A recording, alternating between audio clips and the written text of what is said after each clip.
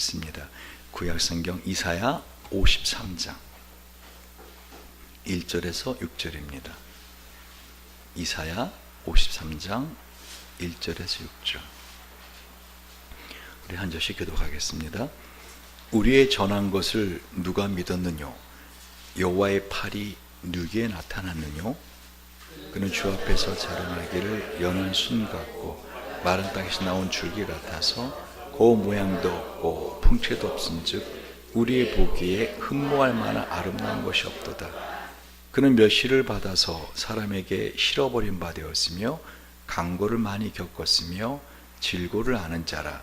마치 사람들에게 얼굴을 가리우고 보지 않음을 받는 자 같아서 멸시를 당하였고 우리도 그를 귀히 여기지 아니하였도다. 그는 실로 우리의 질고를 지고 우리의 슬픔을 당하였거늘 우리는 생각하기를 그는 징벌을 받아서 하나님에게 맞으며 고난을 당한다 하느라. 그가 찔림은 우리의 허물을 인하며 그가 상함은 우리의 죄악을 인함이라. 그가 징계를 받음으로 우리가 평안을 누리고 그가 채찍에 맞음으로 우리가 나음을 입었도다. 우리는 다 양 같아서 그릇 행하여 각기 지 길로 갔거늘 여호와께서는 우리 무리의 죄악을 그에게 담당시키셨도다. 아멘. 늘 말씀드리지만 하나님의 말씀은 설교자의 설교보다 우선시돼야 됩니다. 그래서 하나님 말씀을 제가 다시 읽을 터인데, 오늘 주님께서 종료주일날 이번 주 금요일날 십자가에 못 박히시기 위하여 예루살렘 성에 어린 나귀 새끼를 타고 들어오십니다. 사람들은 그 예수님을 환영합니다. 호산나 뜻은 뭐죠? 우리를 구원하소서. 우리를 구원하소서. 그런데 그 예수님이 예루살렘 성에 입성하시는 이유, 그것은 바로 이와 같이 우리의 모든 죄와 우리 인생을 살면서 당하는 인생들로 인해 당하는 수치와 우리가 당해야 되는 모든 고통을 대신 감당하시기 위하여 십자가의 길로 가고 계시는 것입니다. 근데 이 주님이 예루살렘 성에 입성하시던 이 종려 주일날 이 예수님은 이 고통을 당하시기 위해서 입성하시는데, 이것을 이사야는 이와 같이 미리 예언했다는 것입니다. 우리의 전한 것을 누가 믿었느뇨? 여호와의 팔이 누구에게 나타났느뇨? 그는 주 앞에서 자라나기를 연한 순 같고 마른 땅에서 나온 줄기 같아서 고운 모양도 없고 풍채도 없은즉 우리의 보기에 흠모할 만한 아름다운 것이 없도다. 그는 멸시를 받아서 사람에게 실험 버린 바 되었으며 간고를 많이 겪었으며 질고를 아는 자라. 마치 사람들에게 얼굴을 가리우고 보지 않음을 받는 자 같아서 멸시를 당하였고 우리도 그를 귀히 여기지 아니하였도다. 그는 실로 우리의 질고를 지고 우리의 슬픔을 당하였거늘 우리는 생각하기를 그는 징벌을 받아서 하나님에게 맞으며 고난을 당한다 하느라.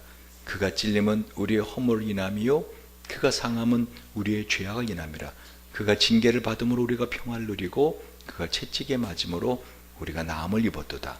우리는 다 양 같아서 그릇 행하여 각기 지 길로 갔거늘 여호와께서는 우리 무리의 죄악을 그에게 담당시키셨도다. 아멘. 예수님이 이 땅에 아기의 몸으로 오시기 전에, 성탄하시기 전에 BC 690년 이사야는 이와 같이 예수님이 이 땅에 오셔서 마지막 십자가의 죽음의 길로 가시는 모습을 묘사하였습니다. 참 오래전에 써진 책이고요. 오늘 아침에 우리 학습받을 대상자한테 제가 이 성경에 관해서 이야기를 하면서 다시 한번 이 성경이 우리한테 주어졌다는 게 얼마나 감사한가 하는 마음을 갖게 되었습니다. 특히 여러분들이 우리나라 성경 번역이 되어 있는 걸 본다는 거, 이건 큰 축복입니다. 세계에 수많은 성경이 있는데요, 제가 자주 보는 그 뉴 킹 제임스 버전 NKJV나 또 원어 성경을 그대로 잘 했다고 하는 뉴 아메리칸 스탠다드 바이블 NASB나 여러 영어 성경 번역도 되게 많습니다. RSV도 있고 엄청 많은데, 우리나라 성경이 그 히브리어 헬라어 원어 성경을 가장 정확하게, 그리고 그 뜻에 뿐만 아니라 느낌까지도 잘 번역한 성경입니다.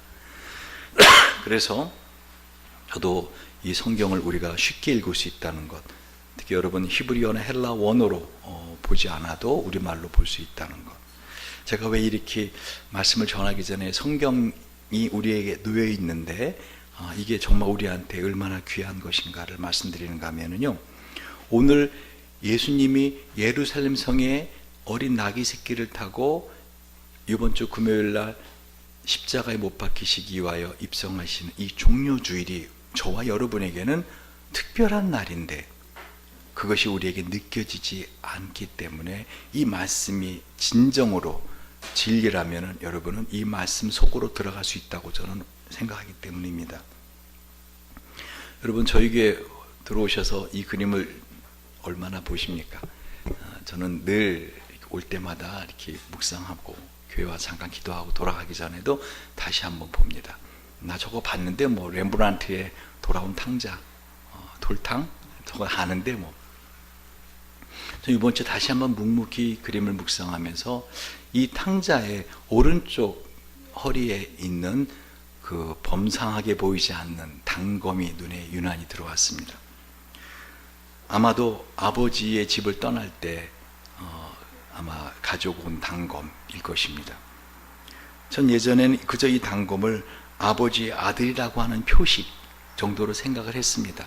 그래서 그렇게 배가 고프고 허기지고 그랬음에도 그 칼을 팔지 않았구나, 그러니까 아버지의 아들됨 그것을 소중히 여겼구나, 전 그런 정도로 생각했는데 오늘 이 이사야 53장을 가만히 묵상하면서 저 탕자가 바로 나다라고 생각하고 그 검을 찼을 때 생각을 해보니까 한마디로 저 탕자는 자기 자신을 방어하기 위해서, 그 비록 완전히 노숙자의 모습으로 살고 있지만 자기 자신을 방어하기 위해서 갖고 있었던 유일한 마지막 자기 방어용 무기가 아니었을까.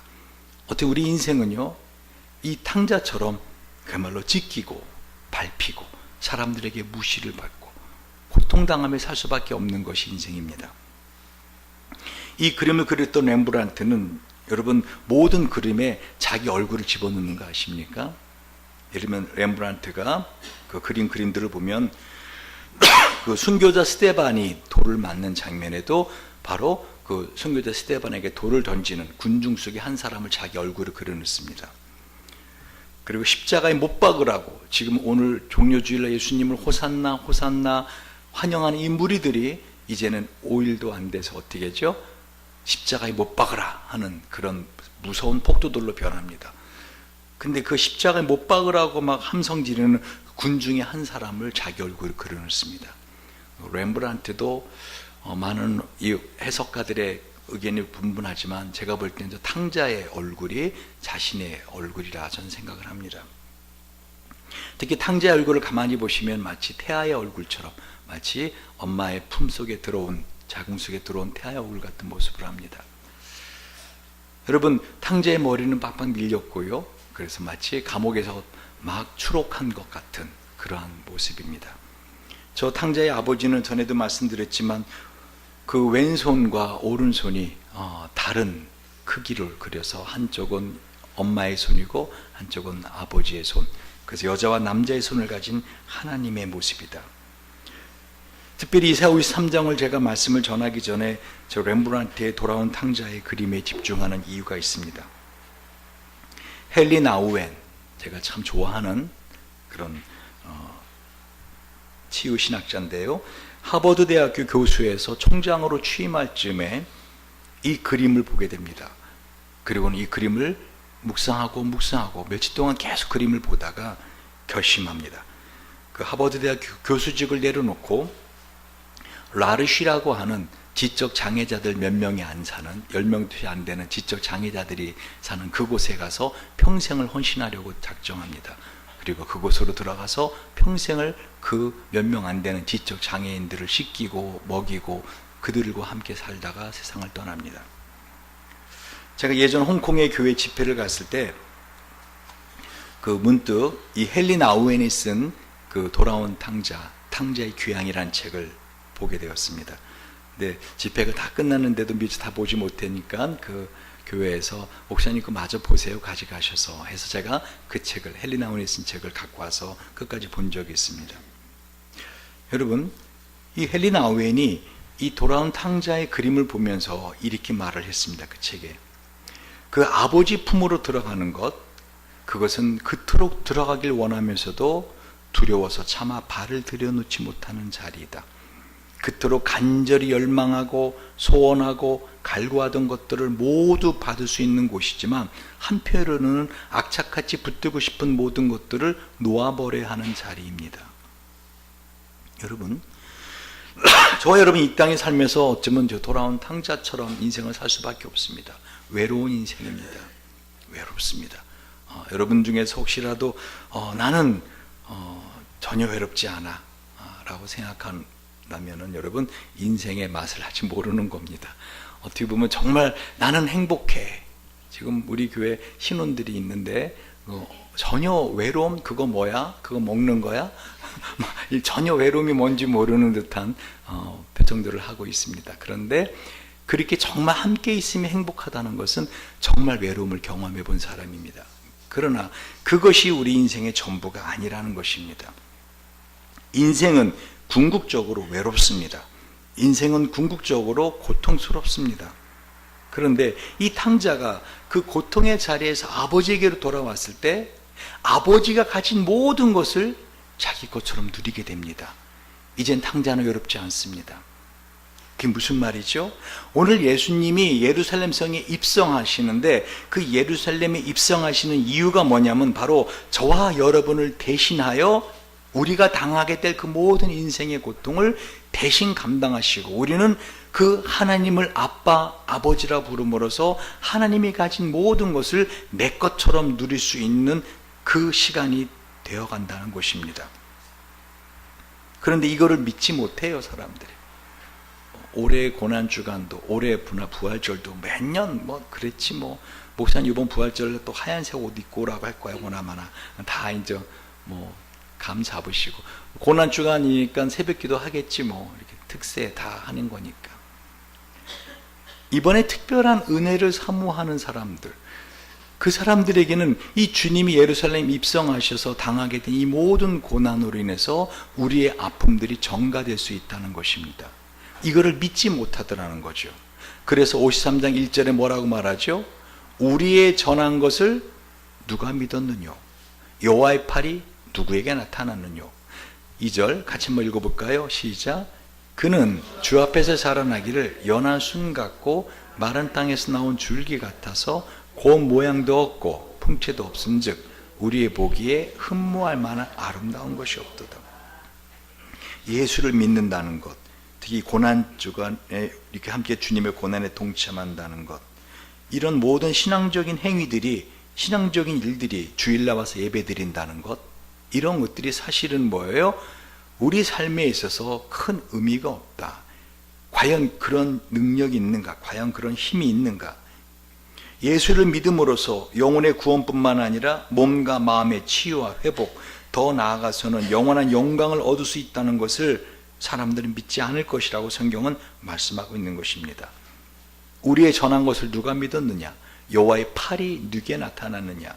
여호와의 팔 하는 것은 전능하신 권능의 팔을 의미합니다. 예수를 믿는다는 것은 그런데 어떻게 해요? 보기에 흠모할 만한 것이 없더라는 것이죠. 저는 마태복음 21장을 보시면은요, 오늘 예수님이 어린 나귀 새끼를 타고 예루살렘 성에 입성하시는데 그때 온 성이 떠들썩합니다. 사람들이 온 성이 소동을 하면서 뭐라 그러죠? 이는 누구뇨? 그랬더니 뭐라고 대답하는지 아십니까? 갈릴리 나사렛에서 나온 선지자 예수라 아니라. 마태복음 21장 11절을 보면은 뭐라고요? 누구라고 소개한다고요? 갈릴리 나사렛에서 나온 선지자라고 소개합니다. 예수님은 어디 출신이시죠? 어디 출신이십니까? 예수님 고향 베들레헴. 예수님은 바로 다윗 왕의 그 혈통을 가진, 다윗 왕의 왕권을 잇는 왕 중 왕으로서 이 땅에 오신 분이십니다. 그런데 이 예수님에 대해서 사람들은 갈릴리 나사렛이다. 그때 당시에 갈릴리, 제가 이스라엘 가서 그 갈릴리라는 나사렛이라는 그 어촌, 그 동네를 보니까 진짜 여전히 지금도 그 도시의 빈민가 바깥에 외곽지대의 도시입니다. 그러니까 가장 빈민 도시들은 어떻게 해요? 중심 도시의 바깥에 있습니다. 근데 그 갈릴리 나사렛의 예수다라고 하면서 예수님에 대해서 결코 어떤 존경하는 그런 호칭이 들어가 있지 않는 걸 보게 됩니다. 여러분, 오늘 예수님께서 우리를 위해서 십자가에 못 박혀 죽으시기 위해서 예루살렘성 입성하시는데 그 예수님이 들어오시는 그것이 우리에게는 그렇게 특별해 보이지 않더라는 것이죠. 매년 시작되는 것이고 끝나는 것 같은. 그런데 이 예수님의 이 십자가의 고난주간에 우리가 믿음으로 합할 때 마치 렘브란트가 그 그림에다 자기 얼굴을 그려놓은 것처럼, 왜 렘브란트가 이 모든 그림에 자기를 그려놓은지 아십니까? 바로 나도 거기에 있었습니다. 렘브란트가 성경의 주제로 그림을 그립니다. 근데 나는 그저 그림을 그리는 화가가 아니라 나도 그 자리에 있었습니다.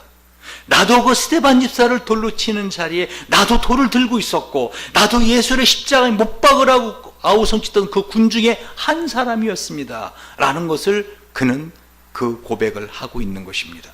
저는 오늘 만약에 이 하나님의 말씀이 저와 여러분에게 선포될 때 정말 이 말씀이 나에게 그대로 유효한 하나님의 진리의 말씀이라고 믿으신다면 여러분, 이 말씀이 그대로 우리에게 치유의 역사를 일으킬 거라고 확신합니다.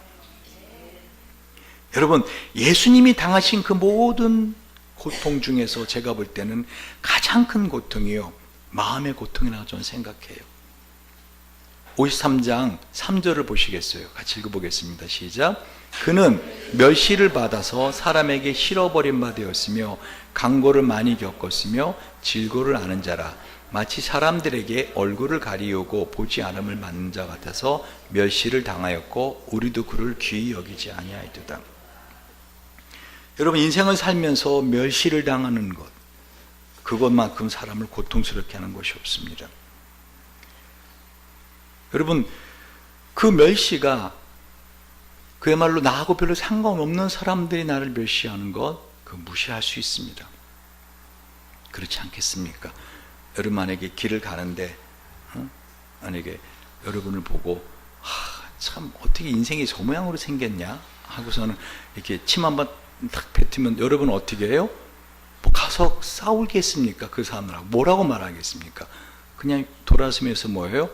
미친놈 다 봤다 하고서는 어떻게 해요? 지는 하고서는 이렇게 같이 침 한번 탁 뱉어주면 됩니다. 근데 문제는 집에 왔더니 어떻게 해요? 남편이 가만히 보더니 참 너는 밥맛 없게 생겼다 막 이렇게 나오면 어떻게, 그때는 얘가 달라지는 거죠. 그러니까 멸시를 누가 한다고요? 나를 사랑해 줘야 될 대상이 나를 멸시하다는 거죠. 나를 사랑해 줄 양육자가, 부모님이, 나를 사랑해 줄 남편이 어떻게 해요? 나를 사랑해야 될 아내가, 나를 사랑해야 될 자녀가 나를 멸시할 때 그것은 엄청난 고통이 됩니다. 전에 우리 공대식 강도사님께서 형이 너 예수 믿는다고 밥이 나오냐 국이 나오냐, 밥도 나오고 국도 나온다고 전해주세요. 그렇지만 사실 형이 말한 것은 그게 아니었겠죠. 야, 너같이 유능한 애가, 공전사님, 강도사님, 잠깐 발음이 이번 주부터 공강도사가 됐습니다. 공강도사님이 생긴 것도 남자답게 생기고 아주 뭐 목소리도, 영어도 얼마나 잘합니까? 한국말이 조금 어눌해서 그렇지.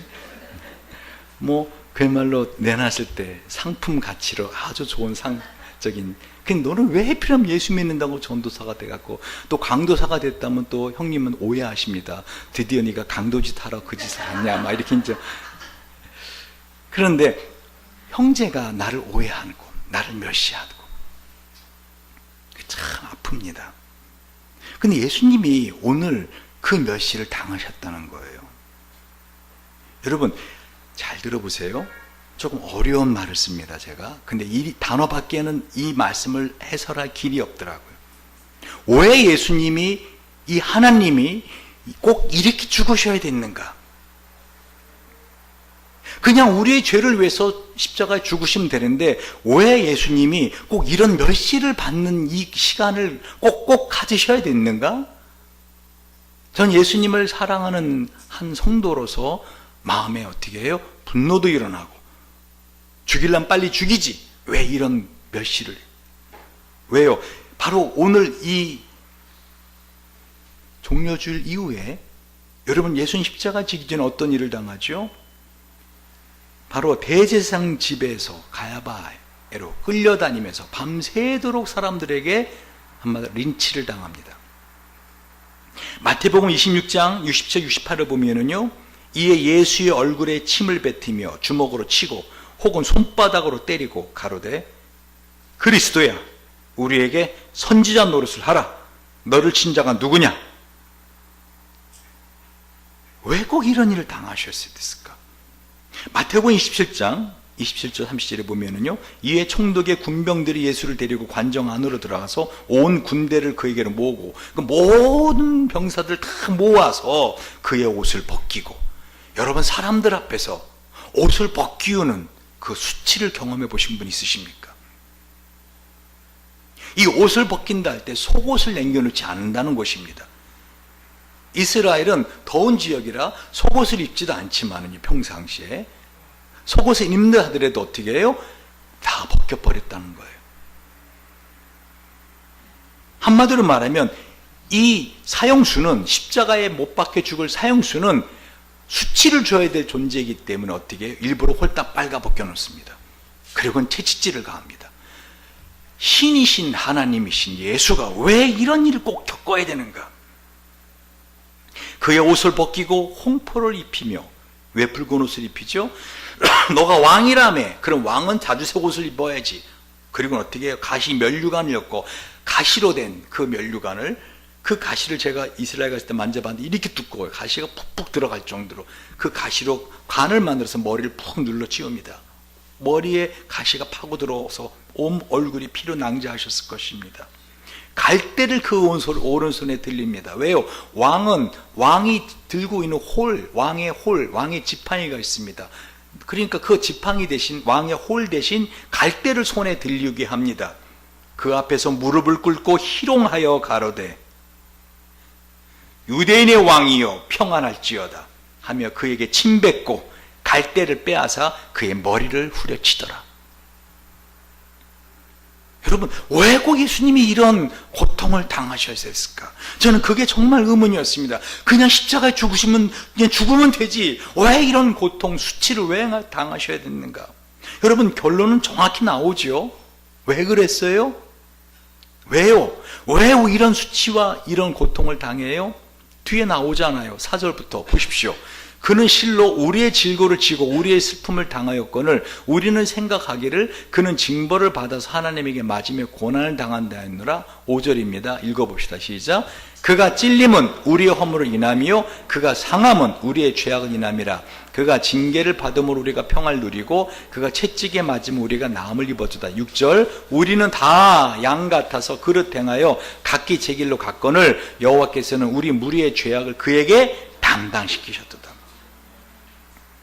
그러니까 저와 여러분 인생에서 당할 수도 있는 그 모든 수치와 그 모든 고통과 그 모든 질병으로 인한 아픔들을 대신 감당하시기 위하여 예수님이 어떻게 해요? 당하시지 않으셔도 되는 이런 수치와 고통을 당하셨다는 것입니다. 여러분, 예수님이 당하신 그 수치와 고통을 여러분 진정으로 믿는다면, 이 예수님을 믿는 믿음을 가진 사람들은 이런 수치와 고통을 당하지 않을 수 있다는 것입니다. 할렐루야. 근데 예수를 믿으면서도 미래에 대한 두려움과 염려로 내가 이렇게 또 고통당하면 어떡하지? 라고 하며 내가 이렇게 수치를 당하면 어떡하지? 내가 지은 죄로 인해서 그 죄가 드러나서 내가 이런 사람들한테 무시와 이런 예수님이 당하신 이런 침뱉음과 손가락질과 이런 일을 당하면 어떡하지? 하는 것은 뭐와 같습니까? 예수님이 행하신 그 모든 수치와 고통을 다 nothing, 무로 만들어버리는 겁니다. 아무것도 아닌 걸 만들어버린 것입니다. 그래 안 그래요? 제가 여러분과 함께 식사를 하러 갔을 때 제가 식사비를 냈다고 합시다. 그럼 여러분 어떻게 해야 돼요? 나올 때 잘 먹었습니다 하고 나오면 되는 겁니다. 그렇죠? 근데 그 중에 꼭 어느 사람은 자꾸만 물어봅니다. 여기 얼마예요? 저분이 다 내셨는데요. 여기 얼마죠? 다 내셨어요. 왜 물어보고 있어요? 다 냈다는데 거기에 한술 더 떠서 어떻게 해요? 우리 목사님이 사주시는 거 먹으면 제가 부담이 돼서 제가 내겠습니다 하고 또 내고, 그런 짓 하지 말라고요. 무슨 말이죠? 예수님이 다 갚으셨습니다. 할렐루야. It is finished. 다 정산했다는 거예요. 저와 여러분 인생을 살면서 당할 수 있는 그 모든 수치와 고통과 아픔을 예수님이 다 받을 필요가 없으신 그분이 다 받으셨기 때문에 우리는 그 사실을 믿음으로 어떻게 해요? 그곳에서 자유함을 얻을 수 있다는 것입니다. 할렐루야. 제가 늘 그러잖아요. 여러분 몸이 아프면은 당연히 아픈 것처럼 견디지 마시라고요. 억울해 하시라고요. 하나님 이거 좀 낫게 하실 수 없으십니까? 라고 간절히 소원하는 마음이 있으셔야 된다고요. 원래 하나님이 사람 만드셨을 때는 아프지 않는 존재로 만드셨고 죽지 않는 존재로 만드셨습니다. 여러분이 사랑하는 사람이 세상을 떠날 때 당연하지, 사람이 한번 죽는 건 정한 이치이지. 그러나 하나님이 우리를 만드실 때는 그런 죽음이 우리를 삼킬 수 없는 몸을 가진 걸 알고 어떻게 해요? 애통하시고 죽음이 없는 나를 소망으로 견디며 이겨나가야 된다는 것입니다. 근데 제가 왜 이 말을 갖다가 어려운 단어로 설명하려고 하는가 하면요, 예수님이 그때 당하신 이게 얼마나 우리가 상상할 수 없는 고통이었는가.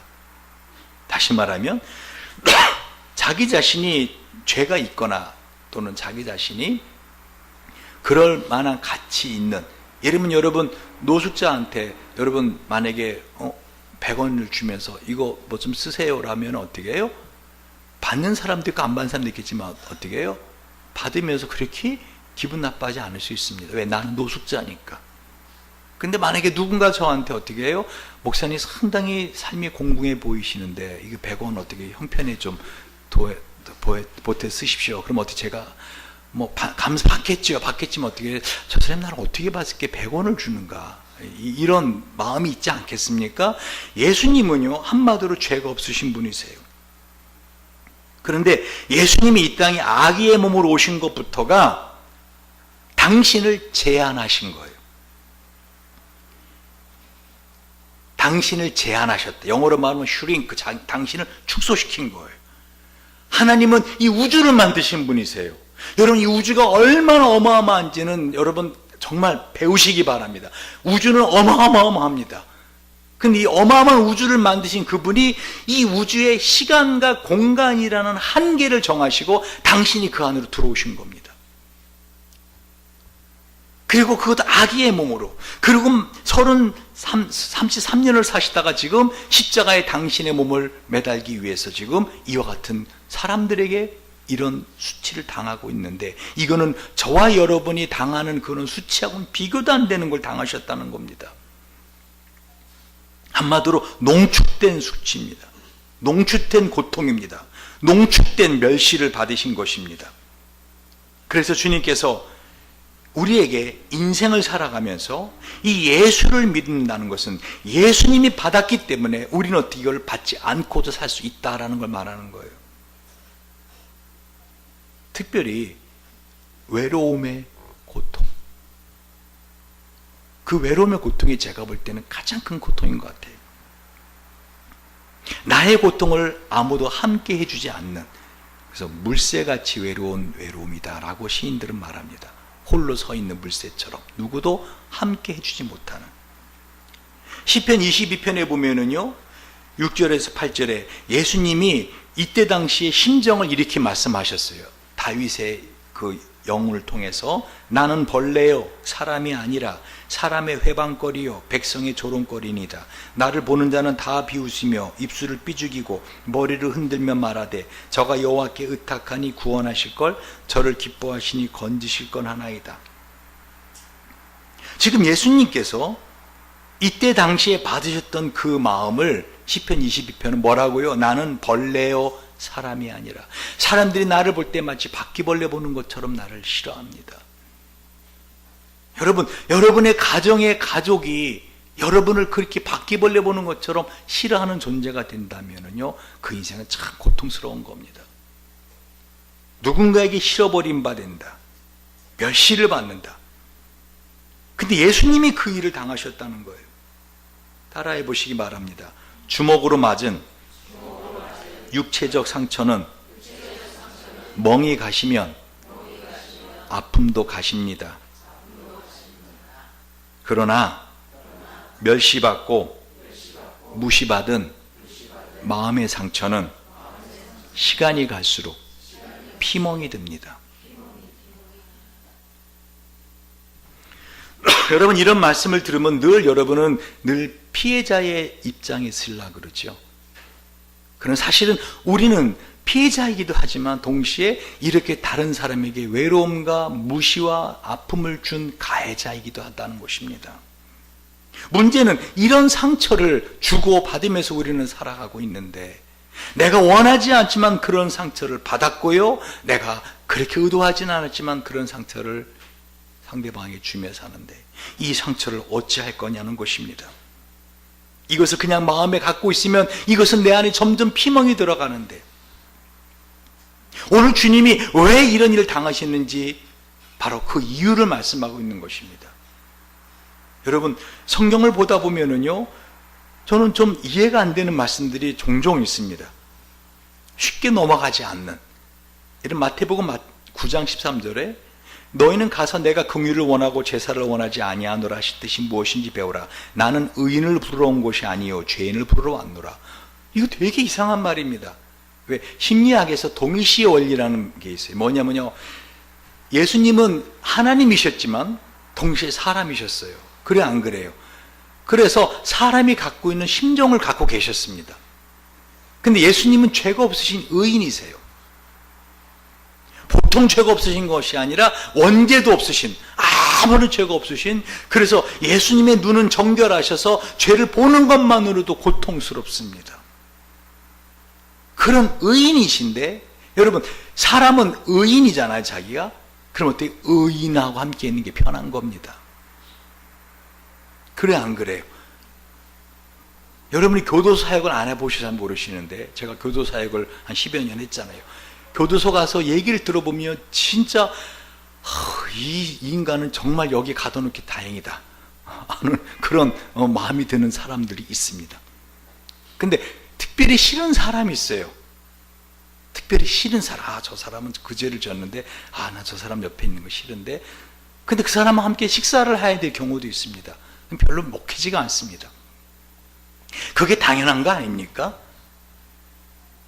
그렇죠. 근데 예수님은 완벽한 의인이셨는데, 나는 의인을 부르러 온 것이 아니요 죄인을 부르러 왔노라. 그리고 죄인들의 친구가 되십니다. 죄인들과 함께 식사를 하십니다. 이것이 복음인 것입니다.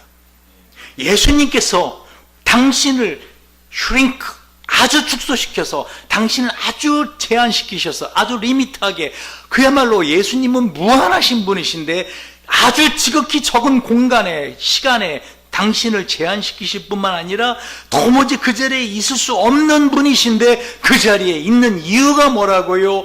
그 자리에 있을 수밖에 없는 저와 여러분 같은 죄인을 위해서 대신 계셨다는 것입니다. 근데 이 예수님이 하신 이 일을 믿지 않고 산다면, 예수님이 해놓으신 이 어마어마한 일을 우리가 혜택을 못 입는 것 정도가 아니라, 왜 우리가 증거하고 전도하는데요, 주님이 당하신 이 모든 수치와 이 모든 고통에 다 nothing, 무의가 되기 때문인 것입니다. 무엇보다 아까 말씀드렸죠, 몸의 아픔보다 마음의 고통이 사람은 참 힘들다고요. 우리 예수님께서도요, 마태복음 26장을 보시면 아시겠지만은요, 이 마지막 십자가에 못 박히시기 전에, 로마 병사에게 잡혀가시기 전에 겟세마네 동산에서 기도하실 때 어떻게 기도하시죠? 가능한 이 잔을 내게서 물리시옵소서. 가능한 십자가에 죽지 않게 해달라고. 그러나 나중에 어떻게 해요? 나의 뜻대로 하지 마시고 하나님 뜻대로 해 주시옵소서. 근데 그때 이런 말씀하세요. 이에 예수께 제자들과 함께 겟세마네라는 곳에 이르러 제자들에게 이르시되 내가 저기 가서 기도할 동안에 너는 여기 앉아 있으라 하시고 베드로와 세베대 두 아들 데려가실세 고민하고 슬퍼하사 이에 말씀하시되 내 마음이 심히 고민하여 죽게 되었으니 너는 여기 머물러 나와 함께 깨어 있으라. 여러분, 예수님이 성경에서 제자들에게 뭘 부탁한 적이 별로 없어요. 제가 볼 땐 이거 유일한 것 같아요. 뭐라고 부탁하죠? 나와 함께 좀 깨어 있어 달라. 도대체 예수님이 뭐가 그렇게 고통스러우셔서 본인의 입으로 뭐라고요? 내 마음이 심히 고민하여 죽게 되었다. 죽게 되었다. 말끝마다 죽겠어 하는 사람이 하는 그 죽게 되었다가 아니에요. 배불러 죽겠어, 배고파 죽겠어, 그런 죽겠어가 아니라 예수님이 내가 심히 고민하여 죽게 되었으니 너는 여기 머물러 나와 함께 깨어 있으라. 예수님을 가장 고통스럽게 했던 것은요, 십자가의 그 고통이 아니라고요. 전에도 말씀드렸지만 십자가의 고통은 인간이 받을 수 있는 최선의 고통입니다. 더한 고통이 없어요. 인간들이 그 인간을 괴롭히기 위해서 온갖 고문의 방법을 아는데, 그죠? 인디언들이 어떻게 죽여요? 적을 잡으면은 산채로 땅에 묻습니다. 그리고 머리 가죽을 벗깁니다. 그리고 햇빛에 말려 죽입니다. 그 마지막 죽을 때까지 갈증을 느끼게 하죠. 근데 그거보다 더한 고통이 십자가의 고통이라고 설명드렸잖아요. 십자가에서는 그 25cm 되는 대못으로 사람의 몸을 세 군데를 박아버리는데, 그럼 어떻게 되죠? 몸이 축 처집니다. 그래서 어떻게 해요? 세데킬라라는 막대기를 대줍니다. 거기다 엉치를 걸치고 있다가 숨을 쉬려면 어떻게 해요? 그 못 박힌 두 발을 들고 일어나서 한쪽 손에 온몸에 무게를 달고 한쪽 손을 빼야 횡격막이 벌어져 숨을 쉴 수 있는 겁니다. 그 세 군데 못 박힌 곳으로 피가 흘러나와서 나중에 피가 다 쏟아져서 죽을 때까지 그렇게 숨을 쉴 때마다 고통을 줍니다. 그래서 십자가에 지는 죄수에게 세 가지 은혜를 줬다고 설명드리지 않았어요? 첫 번째가 뭐죠? 채찍질을 해줍니다. 왜요? 그 채찍은 끝에 쇠조각이나 뼈조각이 있어서 쳐서 잡아당긴 몸에 다 찢겨지는 채찍입니다. 그래서 돈 있는 사람들은 그 채찍질한 로마병사에게 돈을 집어주면서 가능한 한 목이나 배를 쳐서 죽여달라고, 십자가 지기 전에 채찍질로 죽여달라고 돈을 집어주기도 했습니다. 주님이 그런 채찍을 당하시고 몸이 다 찢겨집니다. 왜요? 피를 쏟아내주는 겁니다. 십자가 지기 전에 가능한 한 십자가 흘리는 피 양을 줄여주는 거죠. 그리고 두 번째가 뭐죠? 그 몰약을 탄 쓸개죠. 신 포도주는 마취제입니다. 주님은 그걸 거부하십니다. 마지막 세 번째 주는 은혜가 무릎 밑에 정강이 뼈를 갖다가 도끼나 몽둥이로 부러뜨려 줍니다. 그럼 더 이상 다리를 디디고 일어날 수 없어서 그대로 숨이 막혀서 이 갈비뼈가 안으로 함몰되면서 내장들이 다 찢겨서 죽습니다. 근데 예수님의 두 양옆에 있던 강도는 다리를 부러뜨려 그렇게 죽이지만 예수님이 이미 숨이 준 것을 알고 창으로 옆구리를 찔러 죽음만 확인합니다. 이 놀랍고 끔찍한 육체적인 고통 주님은 각오하신 거 아십니까? 예수님 이 땅에 오실 때 그 십자가의 죽음을 각오하고 계셨습니다. 그래서 누누이 당신이 십자가에 죽을 것을 말씀하셨습니다.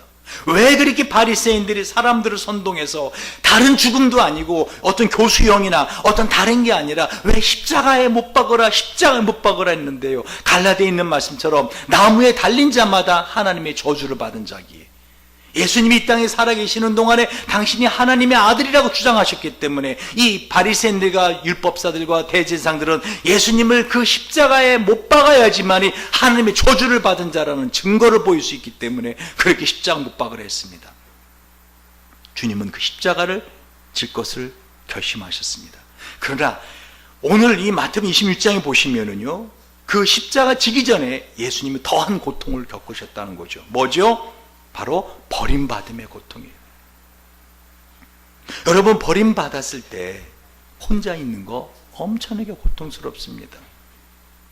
이 버림받아 보신 분들이 몇 분이나 되실지 모르겠네. 우리 교회 교인들은 다들 이렇게 다 멋있어서 본인이 찰지언정 체임당하지는 않는 사람들인 걸로 아는데, 근데 버림받았을 때 혼자 있는 게 싫습니다. 평소 안 가던 친구네 집이라도 가서 함께 있고 싶습니다. 주님이 왜 제자들에게 내 마음이 심히 고민하여 죽게 되었으니 너는 여기 머물러 나와 함께 깨어있으라 한지 아십니까? 예수님이 하나님에게 버림받는 게 너무 고통스러워서, 그것을 시편 22편에는 예수님 엄마의 태에서 나오면서부터 하나님만 의지했다라 그래요. 근데 그 하나님이 예수님을 버리십니다. 그래서 항상 하나님을 말할 때 아빠, 아버지라고 하시던 그분이 마지막에는 엘리 엘리 라마 사박다니, 나의 하나님 어찌하여 나를 버리셨나이까. 지금 뭐를 말씀합니까? 예수님이 왜 이 고난을, 이 고통을 당하신다고요? 저와 여러분이 살면서 받을 수밖에 없는 그 외로움, 버림받음, 마음의 상함, 사람들에게 무시받음, 사람들에게 멸시받음, 이 모든 것을 대신 다 감당하셨다는 것입니다. 하나님은 이 예수님이라고 하는 어린 아기의 몸으로 이 땅에 오셔서 자기를 제한하시는 그런 고통을 스스로 원하셨다는 것입니다. 말씀을 결론적으로 내려갑니다. 저는 이 본문의 말씀을 저와 여러분이 오늘 묵상을 하면서 예수님이 당하신 이 수치와 고통, 이거를 그냥 감사합니다 예수님, 믿습니다 하는 것으로 그냥 끝나면 되는가? 여러분, 로마서 11장 23절 24절을 보면은요, 저희도 믿지 않은데 거하지 아니하면 접붙임을 얻으리니 이는 저희를 접붙이실 능력이 하나님께 있습니다. 네가 원 돌 감람나무에 찍힘을 받고 본성을 거스려 좋은 감람나무에 접붙임을 얻었은즉 원 가지인 이 사람들이 얼마나 더 자기 감람나무에 접붙이심 얻으랴. 무슨 말인가요? 참 감람나무이신 예수님이 그 생가지 찢기듯이 찢기신 이유가 뭐냐? 바로 돌 감람나무인 우리에게 여러분 참 감람 열매를 맺는 그런 은혜를 얻게 하려고 접붙임을 당했다는 거예요. 여러분 접붙이는 걸 보신 적 있으십니까? 여러분 우리는 돌감람, 이 돌자가 붙는 건 다 못 먹는 거예요. 예를 들면 참외도 돌참외 이런 거, 돌복숭아 이거 다 못 먹는 것들이에요. 그래 안 그래요? 비슷하게 열리는데 먹지 못하는. 근데 이 참 감람나무신 예수님이 어떻게 해요? 원 가지 찢기는 아픔을 당했다는 오늘 이사 53장에. 할렐루야. 그런데 우리는 그러면 그 예수님이 그런 일 당하셨어? 그래? 그게 아니라 우리도 어떻게 해요? 이 돌감람나무도 그 참 감나무 가지를 접붙이려면 어떻게 해요? 돌감람나무도 잘라냅니다. 그래 거기 접붙임을 하는 겁니다. 상처가 있는 겁니다. 여러분 스스로도 자기를 제한하셔야 된다는 거예요. 그래서 이 고난주간에 우리 교회에서 하지 아니하는 특별 새벽 기도를 1년에 한 번 정도 이렇게 하는 겁니다. 왜? 우리 교회 교인들이 다들 멀리 사시기 때문에. 순서지에 보면은 심지어는 우리 피라 같은 경우까지 다 집어넣습니다. 나연이까지도 그 멀리서 직장 다니는 거 알지만. 왜요? 자기를 제한하라는 거예요. 자기에게 어떤 불편함이 있고 아픔이 있다면 이번 고난 주간에 어떻게 해요? 자기를 제한해 보라는 것입니다. 친히 나무에 달려 그 몸으로 우리 죄를 담당하셨으니 이는 우리로 죄에 대하여 죽고 의에 대하여 살게 하려 하심이라. 그가 채찍에 맞음으로 너희는 나음을 입었나니 라고 베드로 사도는 베드로전서 2장 24절에 말씀하고 있어요. 여러분 이번 고난 주간 그냥 보내지 맙시다. 특별한 믿음을 갖고 이 고난주간을 맞으시길 주님 이름으로 축원드립니다. 제가 특별히 지난 주에 저한테는 제 안에 깊은 이번 고난주간에 꼭 치유받았으면 좋겠다 하는 마음에 깊은 상처를 제가 발견했습니다.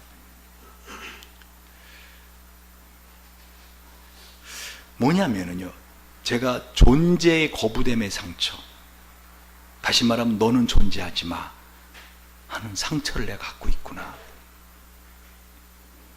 그거를 제가 이번 주에 다시 확인하게 되었어요. 그래서 이번 고난주간 기간 동안에 제 마음에 하나님, 제가 그 마음에 깊은 상처를 갖고 오는 나의 삶에 있어서 계속해서 상처가 있으면은요, 그것의 증상들이 올라옵니다. 하나님 그 상처를 치유해 주세요. 여러분 각자가 상처들이 있습니다.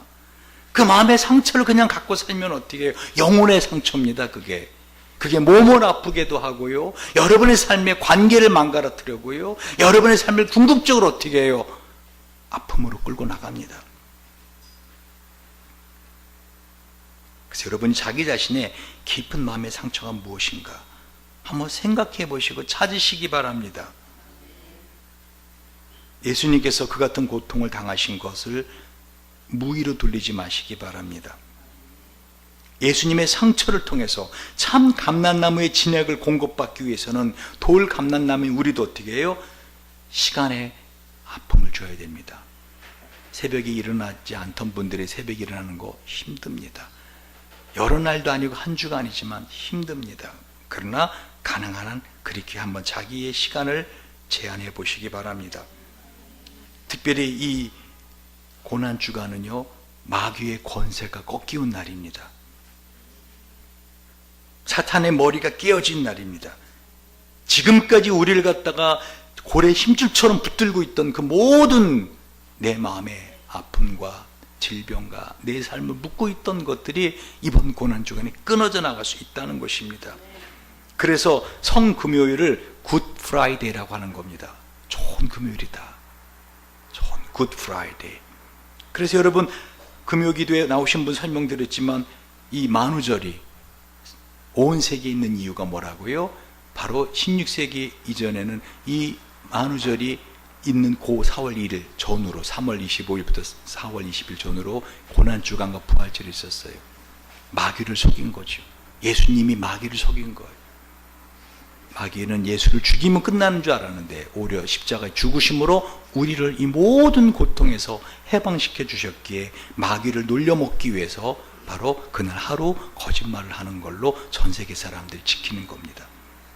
여러분, 영화 배너에서 예수님이 십자가에 달려 죽으실 때 오늘처럼 비가 내리잖아요. 그때 길바닥에 예수님의 십자가에서 내린 피가 흘러내립니다. 도랑을 타고. 저는 지금도 그 영화의 그 장면이 잊을 수가 없어요. 그 빗줄기를 맞는데 배너의 어머니와 누이 동생이 문둥병자 아니었습니까? 빗줄기를 맞는데 어떡하죠? 문둥병이 싹 깨끗이 치유되는 걸 보게 됩니다. 여러분, 이번 고난주간에 여러분 여러분 심령의 문둥병이 치유되고 여러분의 육체의 불치병 같은 아픔들이 치유되고 우리의 삶에 있어서 내가 정말 어떻게 의지도 할 수 없었던 그 모든 아픔의 어려움들이 씻겨나가는 고난주간 되길 바랍니다. 마지막으로 우리 박두진 시인의 갈보리의 노래라는 시를 제가 인용하고 설교를 마치겠습니다. 갈보리의 노래, 박두진. 해도 차마 밝은 채로는 비칠 수가 없어. 낯을 가려 밤처럼 캄캄했을 뿐 방울방울 가슴에 하늘에서 내려맺는 푸른 피를 떨구며 아으 엘리 엘리 라마 사박다니 엘리 엘리 라마 사박다니. 마지막 내려덮는 바위 같은 어둠을 어떻게 당신은 버틸 수가 있었는가? 뜨물 같은 치욕을, 불붙는 분노를, 애어내는 비애를, 물새 같은 고독을 어떻게 당신은 견딜 수 있었는가? 쾅쾅 쳐 못을 받고 창끝으로 겨누고 채찍질에 때리고 입맞추어 배반하고 메어달아 죽이려는 어떻게 그 원수들을 사랑할 수 있었는가? 어떻게 당신은 강할 수가 있었는가? 파도같이 밀려오는 승리의 욕망을 어떻게 당신은 버릴 수가 있었는가? 어떻게 당신은 패할 수가 있었는가? 어떻게 당신은 약할 수가 있었는가? 어떻게 당신은 이길 수가 있었는가? 방울방울 땅에 젖는 스스로의 혈적으로 어떻게 만민들이 살아날 줄 알았는가? 어떻게 스스로가 신인 줄을 믿었는가? 커다랗게 벌려진 당신의 두 팔에 누구나 달려들어 안길 줄을 알았는가? 제가 다 읽을 시간이 없으니까 중간 생략합니다. 우리 한번 이 시간 기도할 텐데, 우리 주님이 베풀어 주신 놀라운 은혜의 시간입니다.